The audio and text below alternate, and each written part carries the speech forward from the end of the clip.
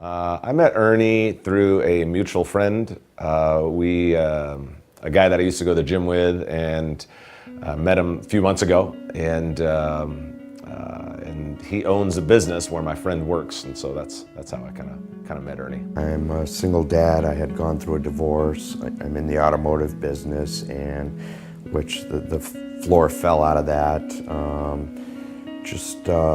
Struggling with a lot of things, depression, anxiety, just really not doing well.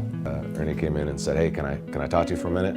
I got a lot going on." And I said, "Sure." And so we went into the conference room, and we sat there for about an hour, and he just began to share with me the things that were going on. Between all of the divorce and the business and me letting these outside things into my life, it was just, I was in turmoil inside. I was ready for some change, pretty much. I remember saying, "Ernie, you need the Lord in your life." And he said, "Where do I start?" And I said, "Let's pray." You know, I've had people pray for me before, and the one thing that was different here was Pastor Chris said he was going to pray with me. And so I kind of just waited for him to put his hand on my shoulder and start praying. I looked up and he's just kind of looking at me. And he says, "You're going to pray, and I'm going to pray with you." At which point, it just came out. And I mean, you mentioned that I said a couple words. I remember saying a whole lot more than a couple words. And it just, bottom line is that it all came out at that point. And I knew that there's going to be some heavy change. Each week we've been meeting for lunch, because I know if you're going to lead someone to the Lord, and I know if you're going to help someone find Christ, you can't just, find Christ and figure it out. You're going to have to walk with them. You're going to have to do what Jesus did and kind of disciple them and help them along. So we started having some lunches. Every week we've had lunch since. Every single week we've managed to have lunch together. And I think every one of them have been pretty emotional lunches. It seems it's kind of like going to lunch with Chris. I end up with a little bit of homework. He comes in and he says, "I was praying on what to say to Ernie today, and God told me to tell you to let those people off the hook." And I immediately had probably 30 faces flash before my mind.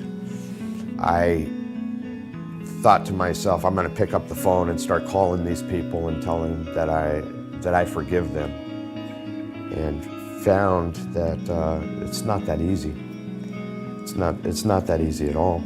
But what I did realize is, in processing the forgiveness and processing what I feel and the anger, by the time I picked up the phone to tell them that I was letting it go and that I'm over it, I really felt in my heart that it was done.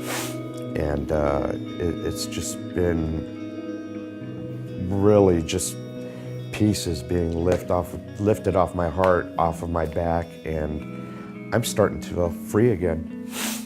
We were sitting down, and I was telling Pastor Chris how I really feel like a lot was stolen from me, as far as past families, aunts and uncles, through being a child of divorce, how the family just got separated, and not really seeing as much of my kids as I'd like to see. And Pastor Chris told me that the Lord would restore that. Not 10 minutes later, we were going back to my office, and cars driving by and honks and waves, and it was my daughter and her boyfriend and my grandchildren. And so we all pulled into the parking lot at the same time, and my daughter, not knowing who Pastor Chris is, gets out of the car and says to me, "Dad, myself and my boyfriend were talking, and we want to start going to church with you." And this was immediately after Pastor Chris had told me that my family was going to be restored. You know what, there's no way that was just a coincidence. immediately after he said everything was going to be restored. Pastor Chris asked me to commit to one non-negotiable, and that was to come to church on Sunday.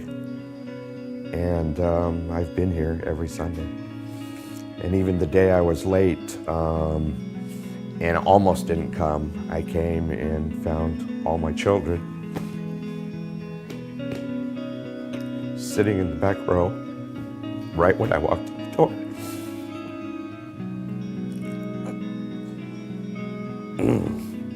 Wow. Winning people to Christ is the mission of Jesus Christ. He came to this earth to die on a cross for every single person. He says in the Bible that he'll leave the 99 sheep just to find the one. And I think about 4 or 5 weeks ago that Jesus left the 99 sheep to find Ernie. And there are a lot of Ernies out there.